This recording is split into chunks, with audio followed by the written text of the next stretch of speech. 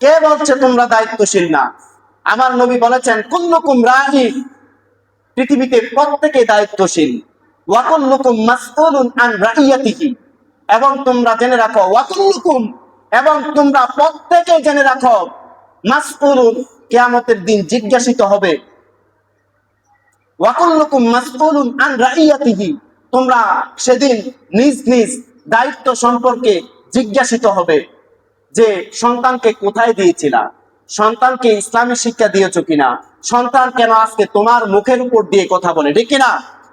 তাহলে আল্লাহর কোরআনের আয়াত এবং প্রিয় নবী সাল্লাল্লাহু আলাইহি ওয়াসাল্লামের হাদিস অনুযায়ী আমরা আমাদের সন্তানকে যখন ভালো জায়গাতে দেব, নিজে যেটা হক হালাল রিজিক না খাইয়া আমার সন্তানকে খাওয়াইছি, আপনার এই কষ্ট, এই চেষ্টা ব্যর্থ যাবে না, ঠিক কিনা? ব্যর্থ যাবে? আপনি যদি হারাম টাকা ইনকাম করে সন্তানের কাছে গোপন রাইখা দেখা যাইতেছে আপনি তাকে মানুষ করার জন্য দেন, তখন হবে ইন্নাকা লা তাজরি মিনাশ শাউকিল আয়নাব, কাঁটাযুক্ত গাছ থেকে কি কখনো আঙ্গুরের আশা করা যাবে? যাবে? সময় কম। মনে করেন আপনাদের এলাকার মধ্যে মুরগির ডিম ফুটান না, হাঁসের ডিম ফুটান না, বাচ্চা ফুটান না, তো হয়তো ইনকিউবেটরের মাধ্যমে, আর না হলে আমাদের তো সবার ঘরে ইনকিউবেটর নাই, ঠিক কিনা? আমরা কিভাবে ফুটাই? মুরগির নিচে দিয়ে। হাঁসের ডিমটাকে যখন আপনি মুরগির নিচে দিয়ে এটাকে কি বলা হয়, গরম করে, একটা নির্ধারিত দিন আছে, আপনারা জানেন, মা বোনরা জানেন, যখন বাচ্চাটাকে ফুটানো হবে কিছুদিন পরে মুরগা টুকটুক করে বাচ্চাকে খাওয়াবে। খুব ছোট তখন বাচ্চা খাবে, যখন আরেকটু বড় হবে তখন হাঁসের বাচ্চা মুরগির কাছে চলে যাবে, হাঁসের বাচ্চা চলে যাবে ফানি কোথায়? তখন তো ডিএনএ টেস্ট করা লাগে, ঠিক কিনা? ডিএনএ টেস্ট করার দরকার আছে না?